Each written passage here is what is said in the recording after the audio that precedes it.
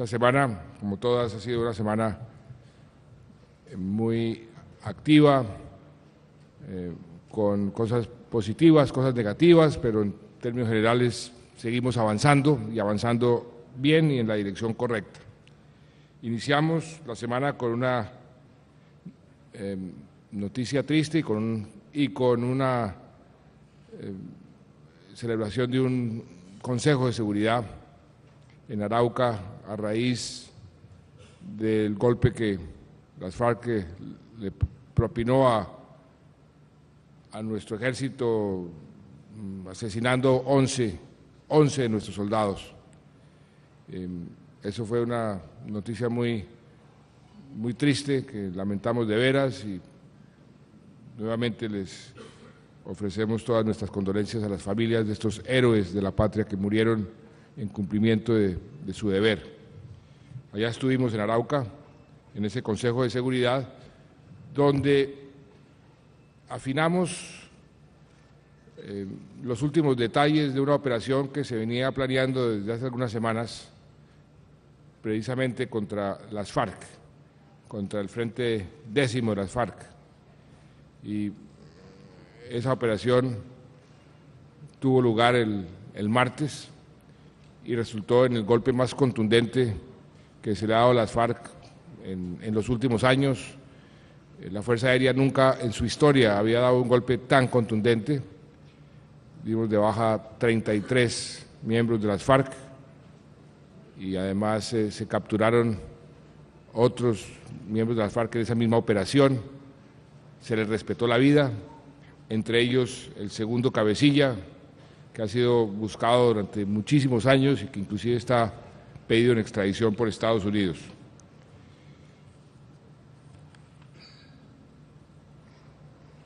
Ese lunes pasado, tuvimos una conversación telefónica con el presidente de los Estados Unidos, Barack Obama. Hablamos sobre los temas bilaterales, sobre la reunión que vamos a tener bilateral después de la cumbre, los temas que más nos interesan en esa relación bilateral, la puesta en marcha del Tratado de Libre Comercio, que eso para Colombia significa más empleo. Y es bien importante que la gente entienda que todos estos acuerdos comerciales se traducen al final de cuentas en más empleo. ¿Por qué más empleo?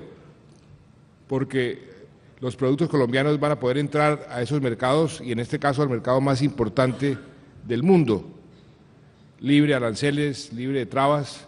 Eso quiere decir que nos compran más, que aquí se tiene que producir más y por consiguiente se tiene que emplear más gente. Por eso, acuerdos comerciales significan empleo, significan desarrollo, significan crecimiento económico.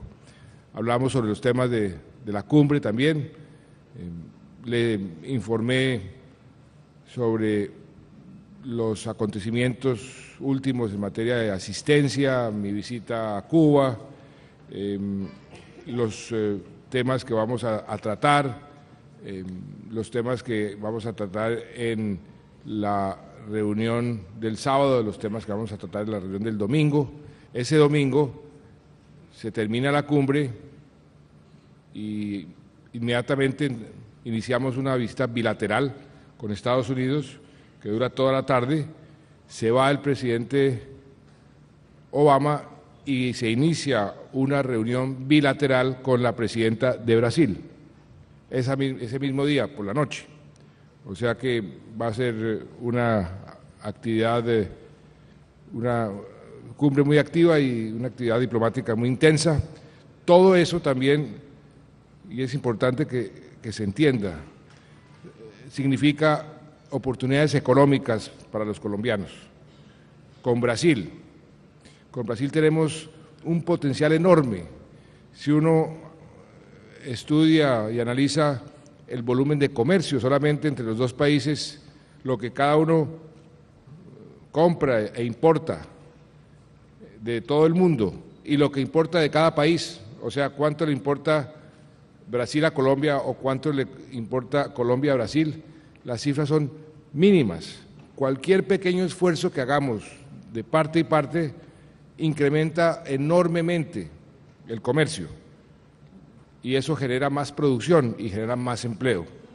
Ahí tenemos los latinoamericanos, lo conversaba también con el presidente de México, tenemos un potencial enorme para incrementar nuestro comercio y por ende poder protegernos de las fluctuaciones de la economía mundial, que como ustedes han visto en los últimos años ha sido una economía muy golpeada. Estados Unidos está en crisis, Europa está en crisis, Japón está en crisis y por eso América Latina está cada vez en mejores condiciones y eso hay que aprovecharlo. Por eso estas cumbres son tan importantes, para aprovechar esas oportunidades y ver cómo nos integramos con más profundidad y más efectividad. El martes se realizó un evento muy bonito donde la ministra de Educación y la ministra de Cultura han estado empeñadas, y yo también, porque sé la importancia que es fomentar la lectura entre nuestros niños. Y lanzamos un programa y asistimos a un encuentro internacional para ver cómo podemos duplicar el número de colombianos que leen libros, el número de libros leídos, pero eso tiene que comenzar en el hogar y en el colegio, y no como una obligación, sino como una forma de atraer a los niños a la lectura, enamorarlos con la lectura, enamorarlos con los libros. Y cuando uno se enamora de un libro y se enamora de la lectura, eso se convierte en una verdadera pasión.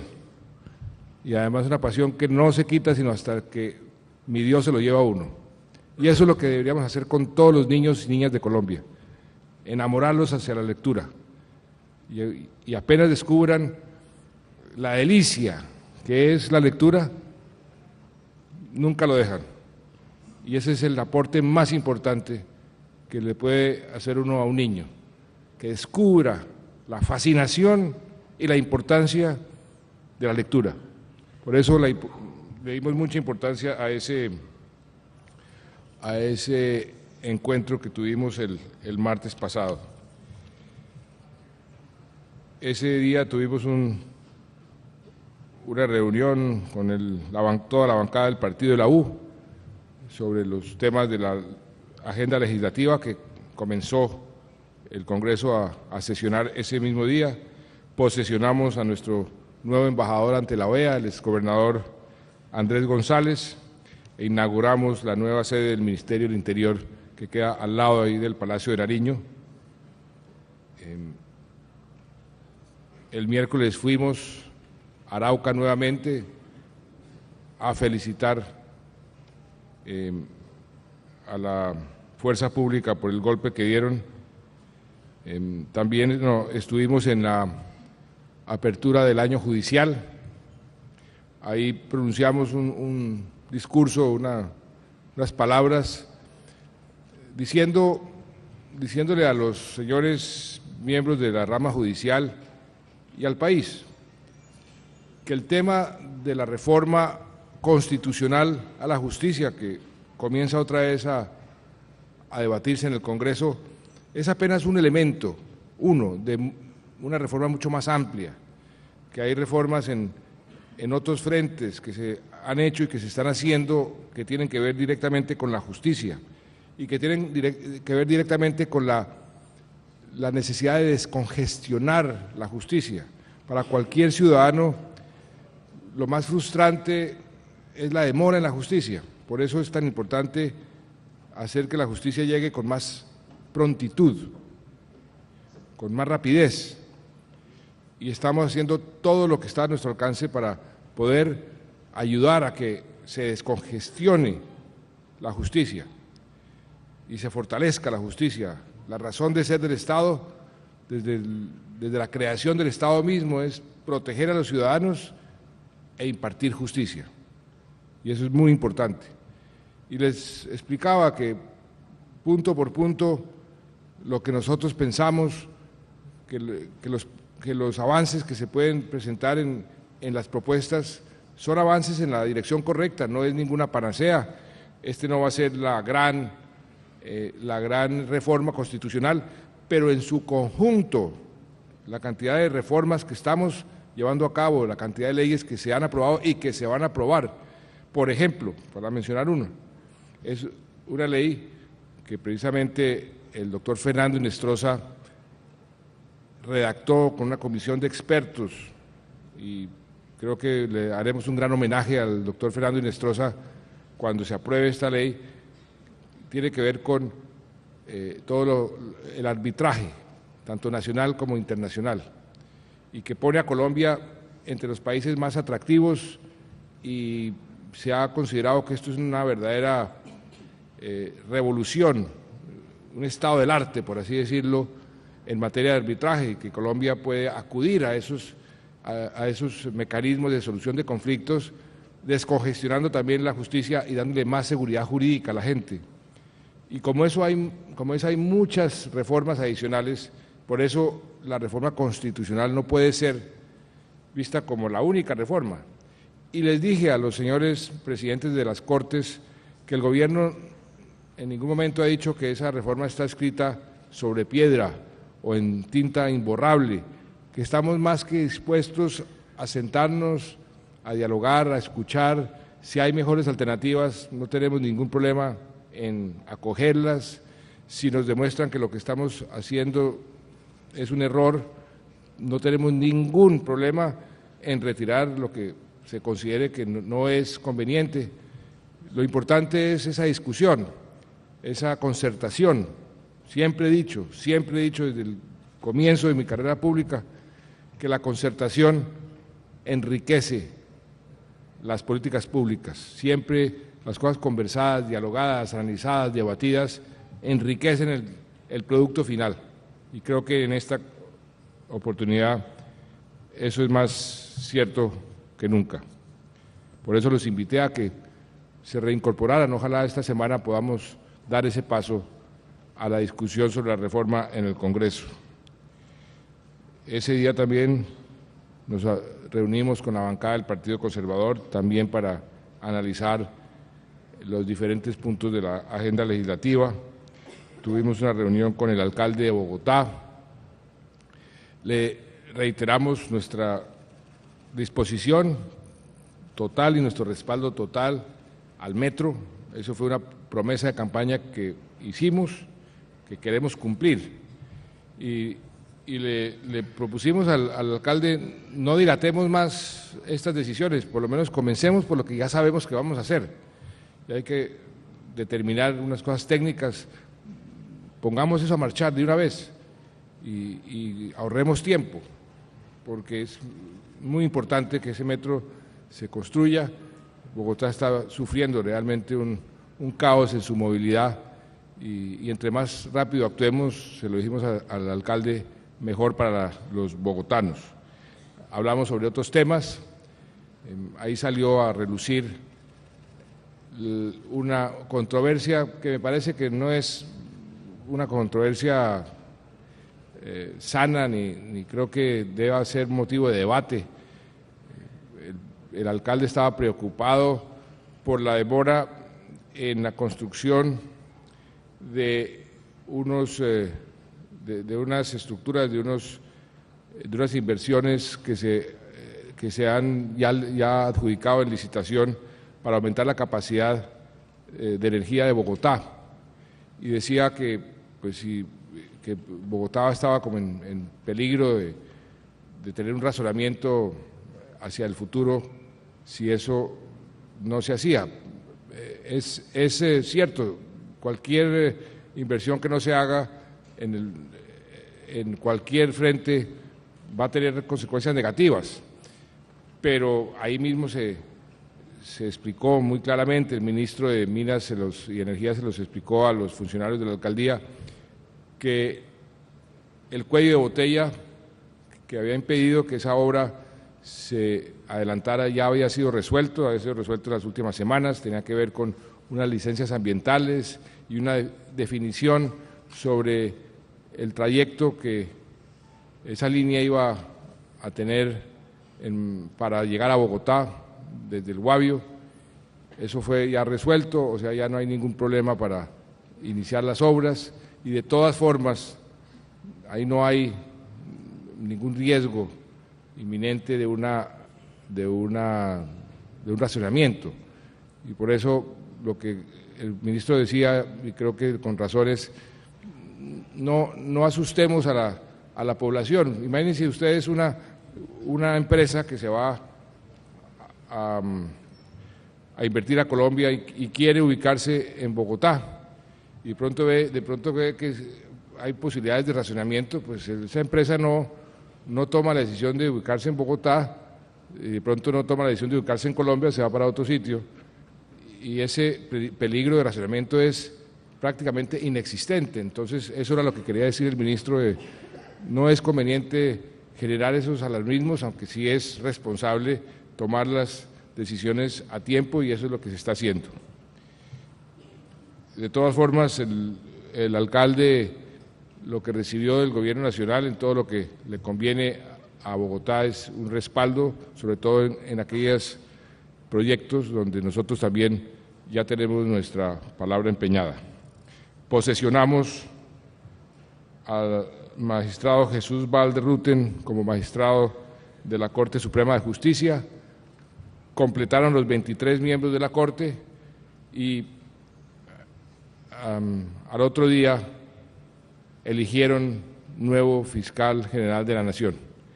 Eso es algo que yo le agradezco mucho a la Corte Suprema, la rapidez con que actuaron, la forma tan clara y tan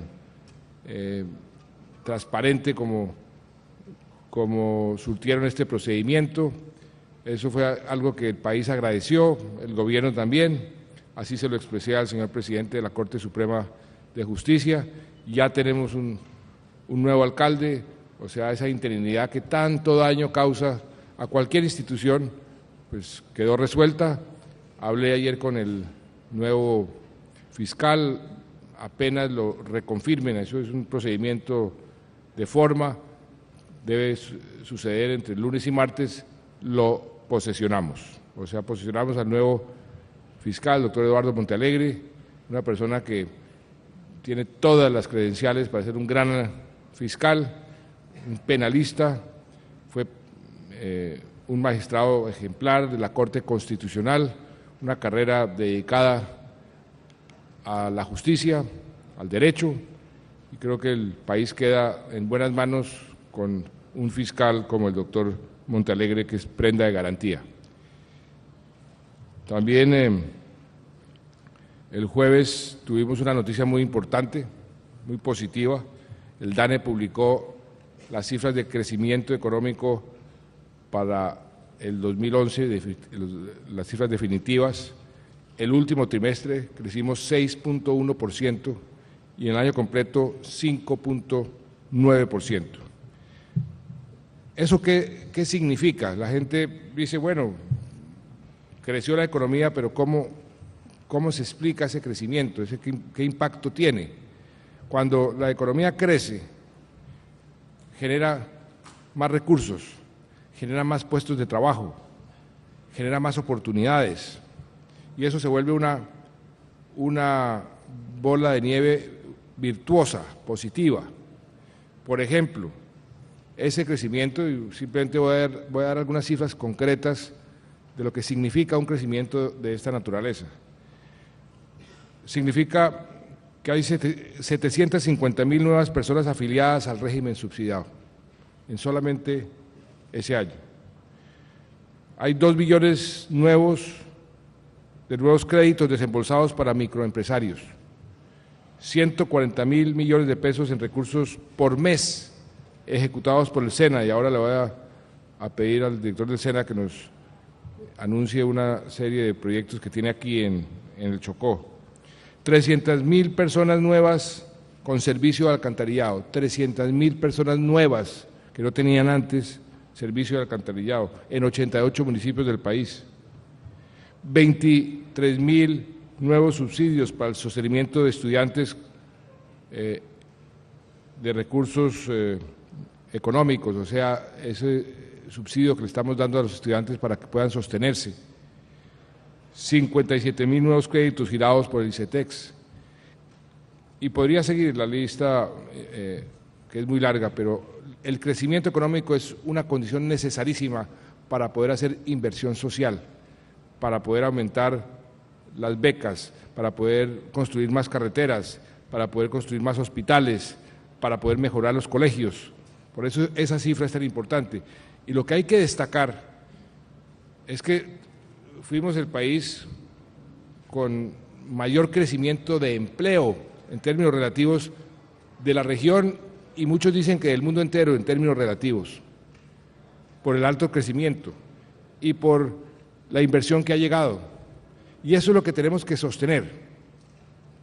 El gran desafío ahora es lograr sostener ese crecimiento, que no es fácil en un mundo que está en crisis económica, mientras en Estados Unidos se están desgarrando las vestiduras para ver cómo impiden que siga subiendo el desempleo. Lo mismo en Europa, lo mismo en Japón. Nosotros estamos en otra senda muy positiva. ¿Cómo nos protegemos? ¿Cómo podemos mantener eso? De ahí, por ejemplo, la decisión del Banco de la República el día de ayer de no subir las tasas de interés. Si suben las tasas de interés, frena el crecimiento económico. Entonces decidieron no subirla para que ese crecimiento no se vaya a resentir. Tenemos que mantener la confianza inversionista, que ha sido muy bien recibida y se ha venido aumentando en estos últimos años. Colombia es el país donde más ha crecido la inversión extranjera en toda la región. ¿Por qué? Porque consideran a Colombia un país con futuro, un país donde se están haciendo las cosas bien, un país donde hay una juventud que tiene cada vez más oportunidades. Por supuesto que tenemos todo tipo de problemas, pero los estamos solucionando. Y por eso la gente dice, es un país con futuro, allá voy a invertir. Todos los días estoy recibiendo inversionistas que me van a notificar una inversión, todos los días. Y eso hay que mantenerlo, porque eso es lo que nos mantiene creciendo a tasas altas. Eso es un gran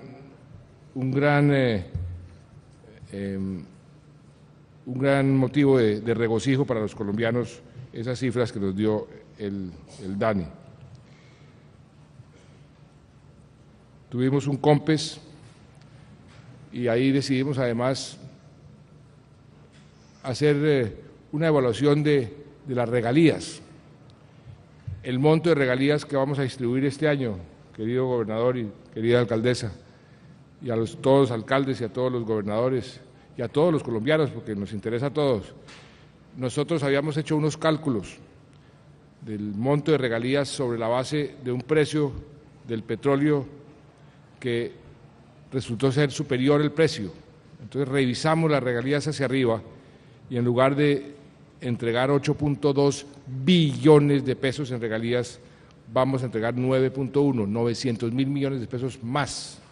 Eso lo anunciamos el jueves pasado, en una distribución que va a ser una distribución muy equitativa y le va a permitir a la inmensa mayoría de los municipios recibir regalías que antes no tenían por qué recibirlas. También dentro de esa discusión determinamos que cerca de medio billón, un poquito menos de medio billón de pesos va a ir a los departamentos productores de regalías para que puedan financiar aquellos gastos en educación, en salud que estaban ellos financiando con las regalías antes de esta reforma.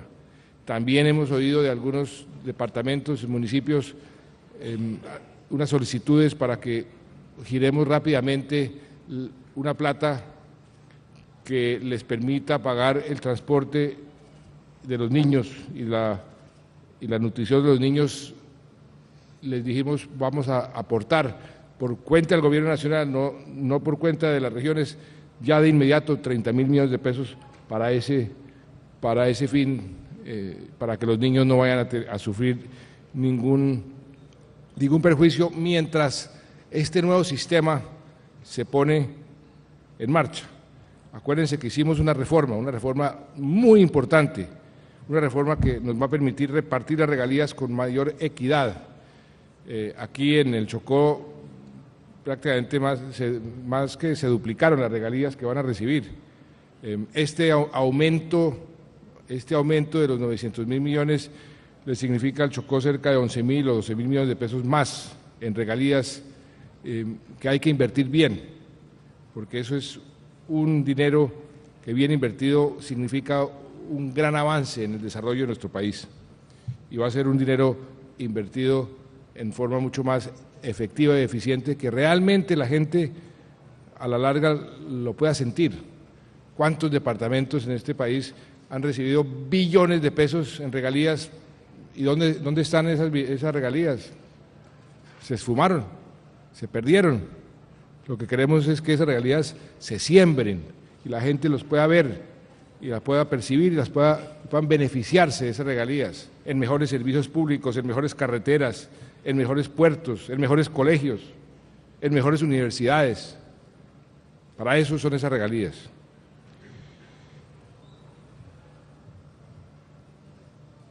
Y ese mismo día lanzamos un plan muy bonito, un plan que llamamos Supérate.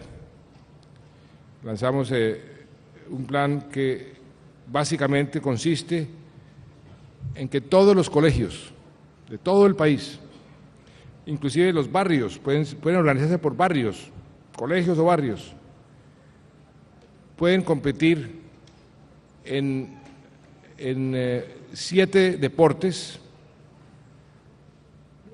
o en la parte académica en 5 disciplinas. Y vamos a estimular esas competencias a nivel de colegios o de barrios para que luego sea un campeón del municipio. Y esos campeones de los municipios compiten para que sean campeones del departamento. Y esos campeones de cada departamento van a competir para ser campeones regionales. Dividimos el país en las 7 regiones. Y esas 7 regiones compiten para el campeonato nacional. Son deportes como el baloncesto, el fútbol, el microfútbol, el ajedrez, ¿cuál otro, ministra? Voleibol, el porrismo, eso se ha vuelto como un deporte, y atletismo. Y en las disciplinas académicas, ciencias sociales, matemáticas, lenguaje, inglés y ciencias sociales, matemáticas y ciencias naturales. ¿Qué es lo que buscamos? Lo que buscamos es que los niños y las familias de los niños comiencen a participar en esas competencias. Y vamos a darles unos premios, por ejemplo, los campeones de cualquiera de esas competencias van a tener una beca para sus estudios de por vida. O el entrenador que entrenó a los niños va a recibir un dinero y además una beca para mejorar su capacidad de entrenamiento en los deportes. Y el municipio o el colegio que gane, entonces le vamos a dar una cancha de fútbol o una cancha de basquetbol o algo que necesite el colegio. Entonces va a haber una serie de premios y buenos premios. Vamos a invertir cerca de 90.000 millones de pesos en este plan en una primera instancia. Después vamos a duplicar esos recursos. ¿Para qué? Para que los niños tengan algo que hacer agradable fuera de sus clases, fomentar la competencia deportiva, eso fomenta el trabajo en equipo, el juego limpio, fomentar el deporte, además que es parte de la educación básica de cualquier niño o cualquier niña. Y también cazar talentos. Aquí en el Chocó, estoy seguro, gobernador, debe haber mucho niño o mucha niña, como ya lo han demostrado, que sin ninguna ayuda se vuelven estrellas, van y meten goles en los campeonatos internacionales. ¿Cómo será con ese proceso de ir identificando esos talentos, no solamente en la parte deportiva, en la parte académica. Y ese es el sentido de este plan, de este programa Supérate. La verdad que ha sido desde el comienzo del gobierno para mí una obsesión de que esto se lleve a cabo. Tengo que reconocer que el ministro de Hacienda ha sido mi compañero en esa cruzada y afortunadamente lo convertimos en realidad el jueves pasado. Y finalmente, para terminar lo de la semana, ayer el último acto al que asistí fue la graduación de mi hijo mayor de la universidad. Es un momento muy emocionante para cualquier padre, ver cómo su hijo y su primer hijo se gradúa de la universidad. Yo lo veía y le decía, hombre, ojalá, y a eso es lo que aspiramos la ministra y yo, que todos los hijos de todos los colombianos tengan la oportunidad que tuvo mi hijo de graduarse de una buena universidad. Ese es mi sueño.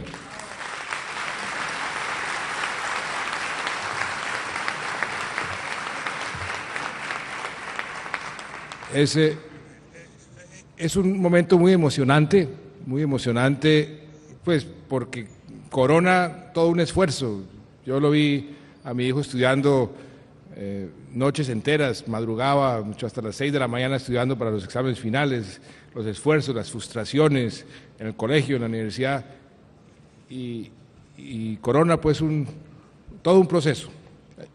Eso le da a uno mucha emoción, pero también es como agridulce porque se da uno cuenta que, como decía un famoso filósofo francés, la mejor educación que se dan, las dan los pájaros.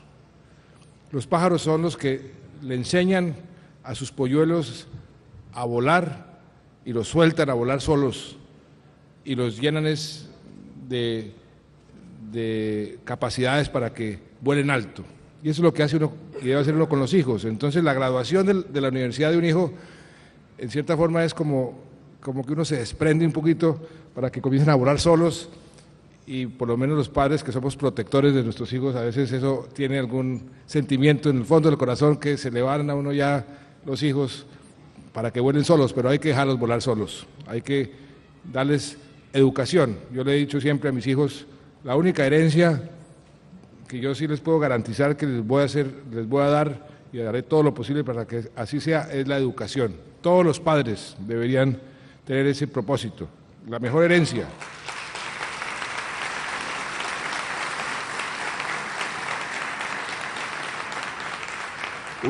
Una buena educación que tiene que ver también con unos principios, unos valores, que yo los defino como las brújulas y los mapas que cualquier persona necesita cuando se pierde.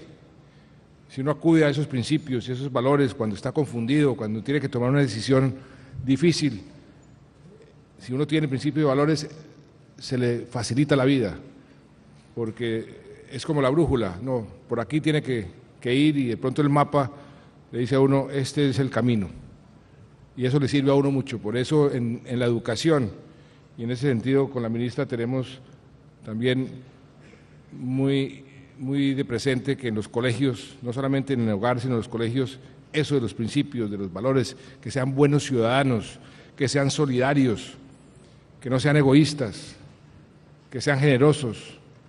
Esos valores tan importantes en la vida hay que inculcarlos desde el principio, así como en la lectura hay que enamorarlos desde el principio para que se enamoren de la lectura. Los principios y los valores lo mismo. Eso hace de una sociedad mucho más fuerte. De manera que ese fue la semana. Esta mañana me informaron de un golpe muy importante que dio la policía a las BACRIM, dio de baja a un tal alias Arboleda en Antioquia, en Segovia, Antioquia. Este individuo era uno de los cabecillas de las BACRIM, con 2 individuos más que capturaron. Eso pues se suma a todos los buenos resultados que estamos obteniendo en muchos frentes. y quiero simplemente compartir con ustedes algunos de esos resultados en la última semana, 16 de marzo a 22 de marzo. Los homicidios siguieron bajando, bajaron 14% en esa semana frente a la semana anterior. Eso significa que los homicidios entre el 1 de enero y el 22 de marzo descendieron en un 10% y esta semana en un 14%. Pero lo importante es que la cifra final es la más baja de los últimos 32 años. Hacía 32 años no teníamos unas cifras de homicidios tan bajas. Sigue siendo alta, porque un homicidio es demasiado. Pero lo importante es que las tendencias siguen mejorando. Y lo mismo estamos viendo en lesiones comunes. En la semana bajó 44%, en lo que lleva el año ha bajado 12%. El secuestro, no hubo ningún secuestro esta semana, ninguno. El año pasado, en esta semana, habíamos tenido 6. Pero en lo que llevamos del año, el secuestro ha bajado 39% en el país. La extorsión, en esta semana, la extorsión denunciada, porque sabemos que hay un problema de que la gente muchas veces no denuncia, bajó 61% y en lo que lleva del año 28%. El hurto común bajó en la semana 55% y en lo que llevamos del año 15%. El hurto de vehículos bajó en la semana 50% y en lo que llevamos del año ha bajado 17%. O sea, todas esas cifras, que son las que usamos generalmente para ver cómo vamos en materia de seguridad, están mucho mejor. El terrorismo, lo que llaman actos terroristas, esta semana se bajó en un 73%. Sin embargo, en lo que lleva el año ha subido en un 76%. Y ha subido porque, como lo hemos explicado tantas veces, sobre todo las FARC, se han dedicado a cometer actos terroristas que tengan repercusión en los medios. Inclusive ya hemos visto varios casos donde llaman a los medios a que estén preparados, que vamos a poner una granada aquí, que vamos a lanzar un tatuco allá, y entonces inmediatamente eso tiene repercusión. Y eso les ha funcionado, porque entonces la gente se asusta. De ahí viene la palabra terrorismo, pero no tiene ningún significado militar, no tiene ninguna repercusión positiva para las FARC. Todo lo contrario, los van alejando cada vez más del apoyo popular. Cuando en esos ataques mueren los civiles, cuando en esos ataques se ven que no tienen ningún sentido, la gente los va condenando cada vez más.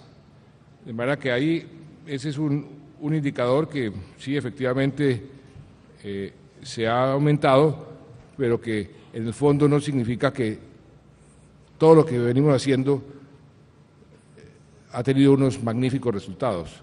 Esos ataques terroristas son producto del desespero. Uno no acude al terrorismo si no está desesperado, y eso es una regla de oro. Si uno no está débil, si uno no está como una fiera herida, no acude al terrorismo, porque el terrorismo lo único que suscita es una reacción contraria de todo el mundo, y además una forma muy cobarde de combatir. Entonces, esa cifra, que es la única que ha sufrido en lo que llevamos del año, un incremento, pues en el fondo tampoco es un motivo de preocupación, aunque por supuesto que las fuerzas militares y la policía están pendientes de evitar esos ataques terroristas, porque es su función, su razón de ser. Y lo que no se publicita son la cantidad de ataques terroristas que se evitan, la cantidad de explosivos que incautan todos los días, de planes terroristas que desarticulan. Y eso es una labor constante de nuestras Fuerzas Armadas, a quienes tanto le debemos y a quienes tanto apreciamos. Ahora, aquí en en el Chocó, en este acuerdo para la prosperidad, muy importante. Estuvimos con todo el gabinete, tuvimos una reunión muy interesante con el señor alcalde, con la señora alcaldesa, con el señor gobernador. Hicimos una serie de compromisos que el doctor Gamboa va a hacerle un seguimiento, compromisos muy importantes para el Chocó, para el desarrollo del Chocó, para el futuro del Chocó. 200 años de abandono no se van a corregir de la noche a la mañana, hay que tener paciencia, pero si trabajamos juntos, esto no lo puede hacer solamente el gobierno nacional, esto tiene que ser un trabajo con el departamento, con los municipios, con los alcaldes, con la comunidad, pero este departamento tiene un gran potencial. Ustedes deben estar aburridos de que lleguen aquí los presidentes y los ministros a decir el Chocó es el departamento del futuro y cada vez más pobres, cada vez con más problemas. Deben estar aburridos de eso. Por eso sí queremos trazar un plan que podamos verificar cada mes y medio, cómo vamos aquí, cómo vamos allá, en esta carretera, en esta política. Por eso enviamos aquí a todo el equipo, lo que llamamos las fuerzas sociales del país, comandadas por un comandante que tiene nombre gringo, Bruce McMaster, que es el director del Departamento de Prosperidad Social, y todo el equipo, para trazar un plan especial aquí en el Chocó, que lo llamamos la Ruta de la Prosperidad en Chocó. Aquí estuvieron presentes el Departamento de Prosperidad Social, la Unidad de Atención de Víctimas que depende de ese departamento, el doctor Diego Molano, director del Instituto Colombiano de Bienestar Familiar, que depende también de ese departamento, la Unidad de Consolidación que depende de ese departamento, la Agencia Nacional para la Lucha contra la Pobreza Extrema, que depende de ese departamento, y estuvo también el Ministerio de Defensa Nacional.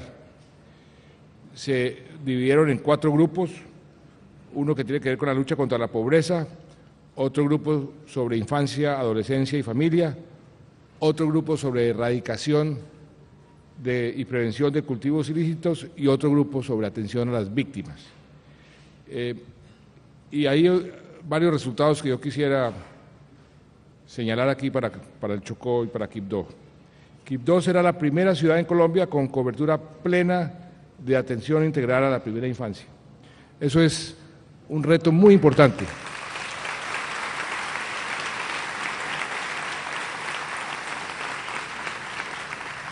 Eso es un reto importantísimo. Usted sabe, alcaldesa, la necesidad que tienen los niños de Quibdó de una acción integral, comenzando por la alimentación, que los alimenten bien, pero no solo eso, que los traten bien, una atención integral. Pues vamos a hacer ese esfuerzo muy importante. Yo sé que es un gran desafío, pero a mí me gustan los grandes desafíos y Quibdó quiero que sea la primera ciudad que realmente pueda decir todos los niños han recibido acción integral. Y en ese orden de ideas, buena pregunta, ¿para cuándo? ¿Cuánto tiempo nos vamos a demorar? Yo le preguntaba a Bruce McMaster, ¿cuánto tiempo más o menos? ¿2 años? ¿Cuántos niños tienen que? Doctor Diego.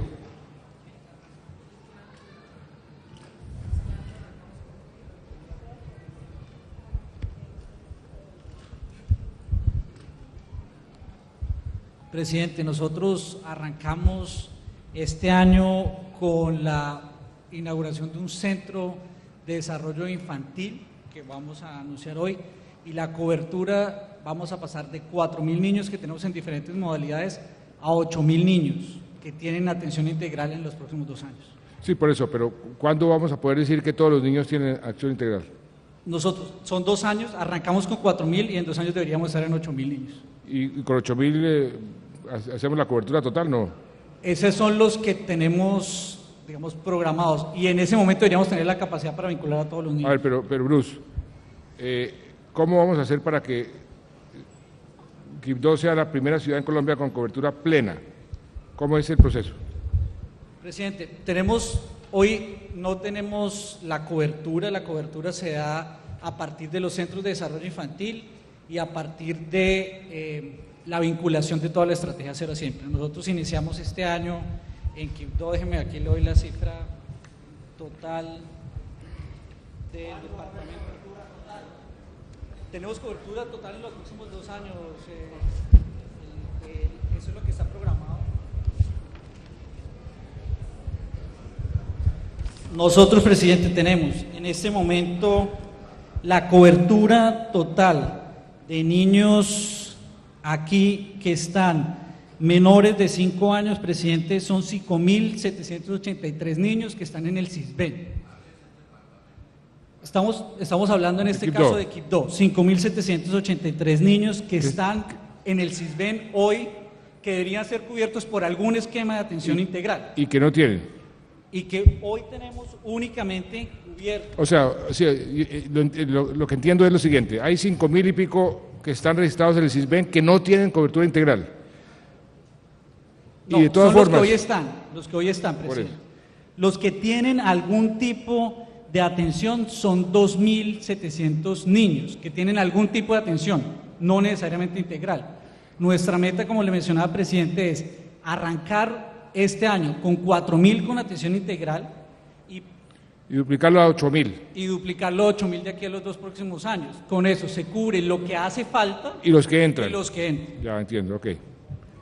Muy bien. Hasta los 5 años. Eso es muy importante. Bueno, y otro anuncio muy importante para los niños, para Quibdó, que creo que esto es un anuncio muy importante porque la ministra me dijo que lo podíamos anunciar como un compromiso.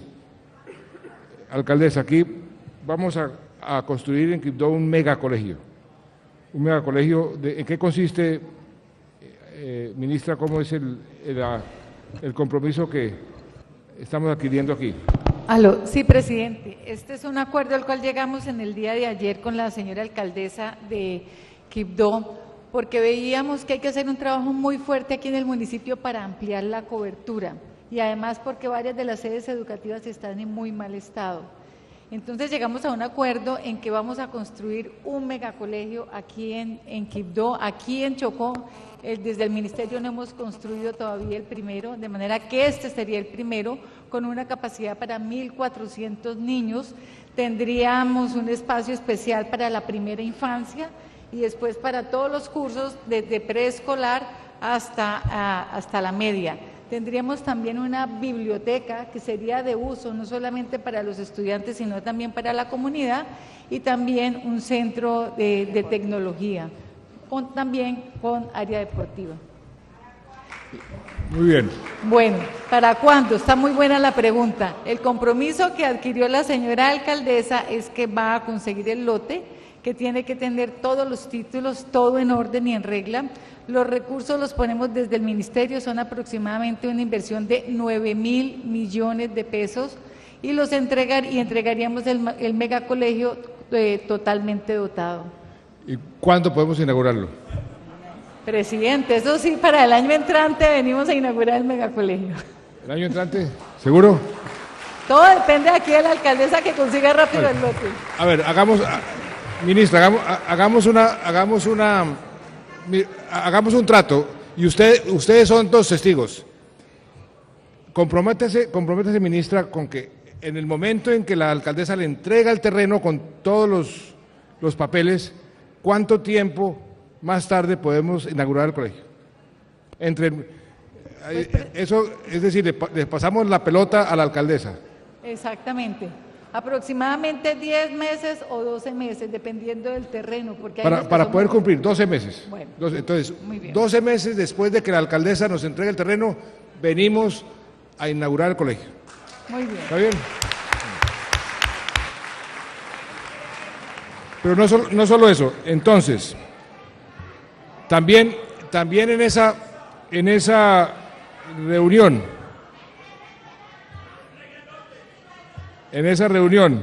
de la Ruta por la Prosperidad, se decidió que se van a duplicar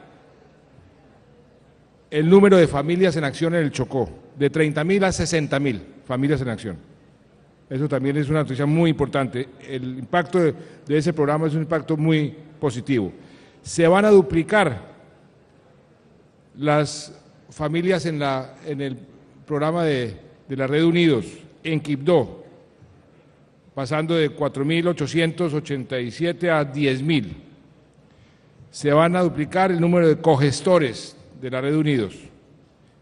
Se van a construir, como aquí se dijo, 2 centros de atención integral para la primera infancia. Se va a construir un centro de atención para el adulto mayor. Se engancharon ya 570 personas en Quibdó en el programa de empleo de emergencia el 22 de marzo. En el próximo mes esa cifra se aumentará a 2.700 personas, que incluye a Candí, Medio Atrato, Río Sucio, San Juan del Palmar y Unguía. Se pondrá en operación una unidad de lucha contra los cultivos ilícitos que va a liderar la Gobernación, con participación de la Unidad de Consolidación, y el Departamento de Prosperidad Social ha iniciado los estudios del proyecto de Contact Center, con el fin de apoyar la creación de alrededor de 1.000 empleos en unión con la alcaldía. Eso era lo que usted me ha mencionado en la reunión del gabinete, ¿no? El Contact Center. Y eso tiene que ver también con lo del SENA. ¿Por qué no nos dice de una vez el señor director del SENA el programa que está adelantando ya aquí? Presidente, sí, 3 acciones muy concretas que montamos entre la semana pasada y esta. Para ese programa de call center se requiere capacitar a la comunidad. Entre la semana pasada y esta organizamos ya la primera aula de formación, trajimos los equipos, se seleccionó el primer grupo de personas y empezaron ya 35 a formarse. En las siguientes semanas debemos tener 75 más. Lo que nos ha dicho el ministro de Comunicación, el ministro de TICS, es que le entreguemos por grupos de 100 personas. En septiembre debe tener el primer grupo de 100 personas formadas.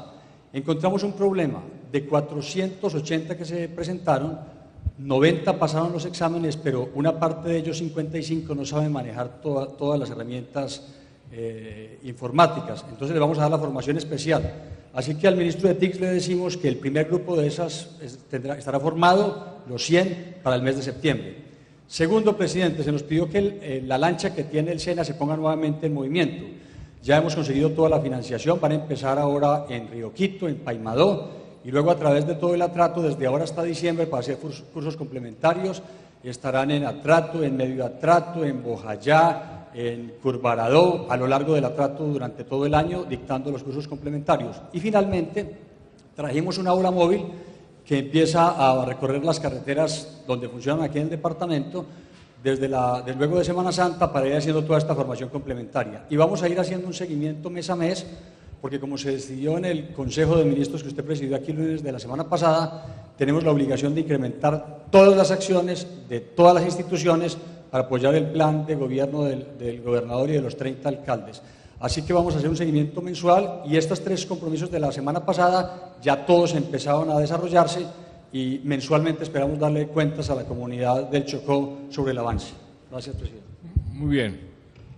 También en esa reunión del jueves con la Ruta por la Prosperidad se decidió fortalecer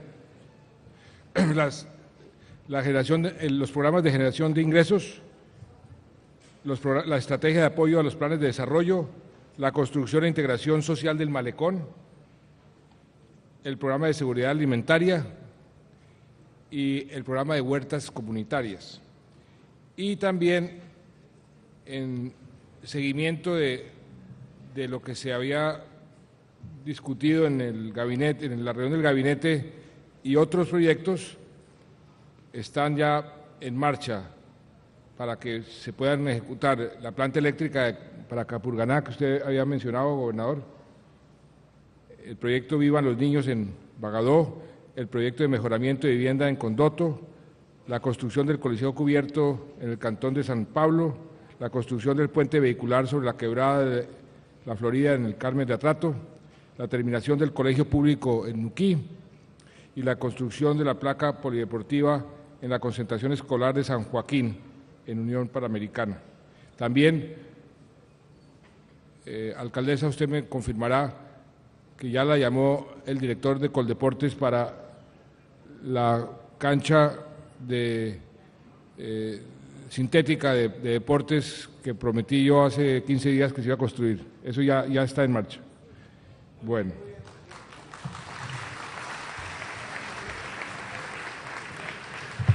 Y ahora sí, y ahora el tema que nos convoca de educación, que es un tema muy importante. Si este departamento y si este país queremos salir del subdesarrollo, tenemos que pararle bolas a este tema de la educación. De otra forma no salimos, por más oro que tengamos, por más café, por más petróleo. Si no educamos bien a nuestros niños, no salimos de este subdesarrollo y de esta pobreza. Tenga la seguridad. Por eso queremos también hacer un gran esfuerzo y el gobernador y la alcaldesa y todos los alcaldes entienden. Queremos hacer un gran esfuerzo aquí en el Chocó por ese tema de la educación. Juntos queremos ayudar, pero aquí también tienen que ayudarse a ustedes mismos.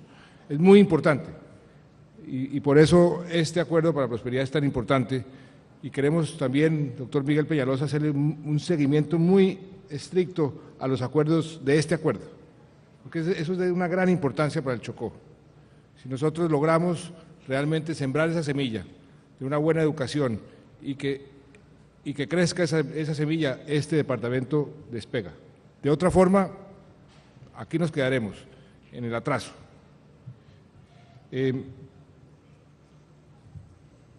Yo voy a dejar que la ministra anuncie todo lo que se está haciendo a nivel nacional y lo que vamos a hacer aquí a nivel local, para que inicie ya el acuerdo para la prosperidad. A mí lo único que quiero decir es que me parece preocupante los resultados en competencia lectora, escritura, matemáticas e inglés de las pruebas Saber Pro. Esos resultados, eso es lo que me parece preocupante. De los 176.000 estudiantes que presentaron las pruebas, los resultados más bajos de las pruebas fueron los de los profesionales relacionados con la educación. ¿Por qué me preocupa?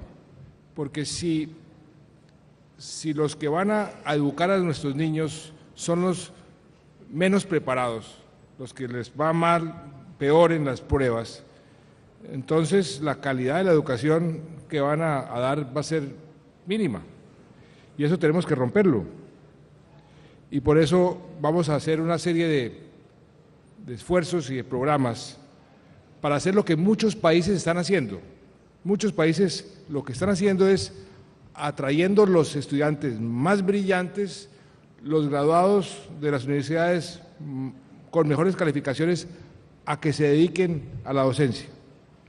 Entonces les vamos a dar estímulos especiales y enseñarles así como